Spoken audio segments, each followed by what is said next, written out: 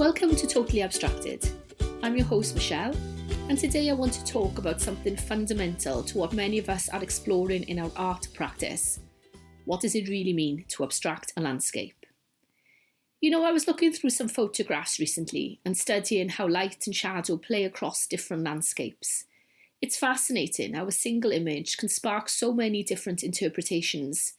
Some artists might focus on capturing every detail, while others, like myself, see patterns, rhythms, and emotional possibilities that go beyond the literal scene.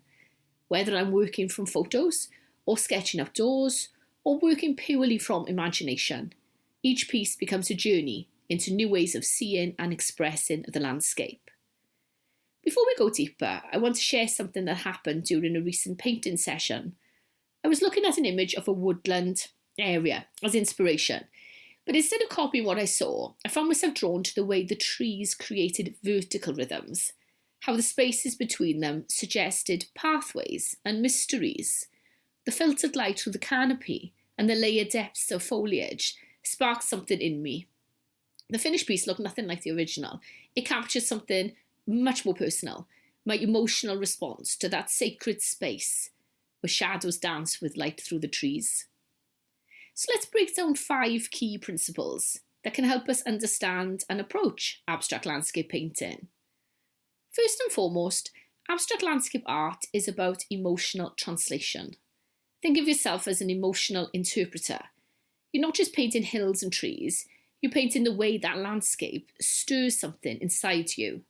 Maybe that means your peaceful valley becomes soft, horizontal flows of colour, or your dramatic mountain scene transforms into bold, jagged shapes that cut across the canvas. The second key point is identifying the essential elements. When you're abstracting a landscape, you need to decide what truly matters in that scene. Is it the relationship between earth and sky, the rhythm of repeated forms, the interplay of light and shadow? By focusing on these core elements, you can strip away the unnecessary details and strengthen your composition. Third, and this is crucial, abstract landscape work gives us the freedom to explore colour relationships in new ways. You're not bound by real colours anymore. That forest doesn't have to be green. It could be purple if that better expresses your vision. Think about how colours interact, how they create depth, how they guide the eye through your composition. The fourth principle is understanding movement and rhythm in landscapes. Nature is never static, even when it appears to be. Look for the natural rhythms, how hills roll, how trees sway, how clouds drift. These moments can be translated into repeated shapes, flowing lines, or dynamic brushstrokes that bring energy to your work. Finally, and perhaps most importantly, embrace your personal interpretation. Your abstract landscape should reflect your unique relationship with that place and that moment. There's no correct way to abstract a landscape. It's about finding your authentic voice and letting it speak through your work. Let me share a practical approach that brings these principles together. When I'm working from an image or develop an idea from imagination, I first sit with that initial inspiration. What feelings does it evoke? What elements draw my eye, even if it's in my mind's eye?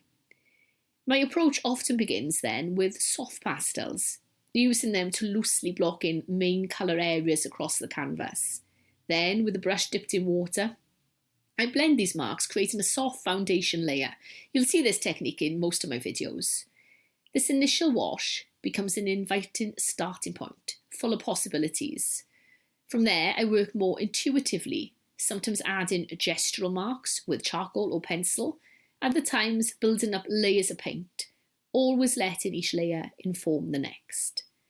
Remember, abstraction isn't about making something unrecognisable. It's about finding new ways to make it deeply recognisable to the soul, if not always to the eye. Some days your work might be highly abstract, other days less so.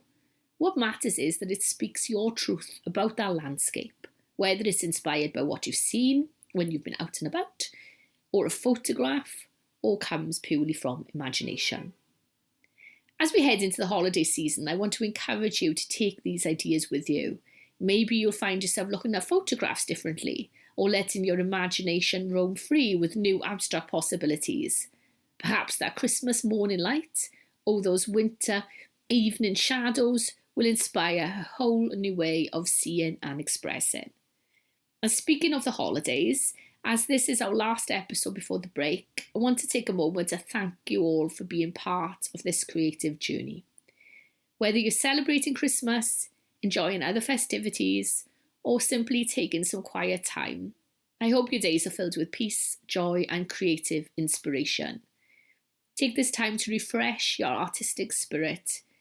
Maybe even try some abstract interpretations of your holiday surroundings. Until next time, keep experimenting, keep pushing boundaries, and most importantly, keep creating.